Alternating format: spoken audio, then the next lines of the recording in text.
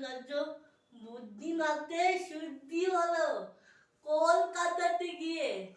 আচ্ছা করে জোনাব নিল নকশিমাকে দিয়ে। ডাক্তার এসে বলল, কে এসে বড়ই কঠিন ব্যায়াম, এসব কি চিকিৎসা? আরে আরে রামো, আমার হাতে পড়লে পরে এসে করে দেখি রূপটা কোন কঠিন কিনা, আসল কিংবা মেকি থাকবো মেটা মুখে রেখে। সাবধানে থাকুক আর ব্যাগটা মাথায় দিয়ে একটা দিন তো রাখুক।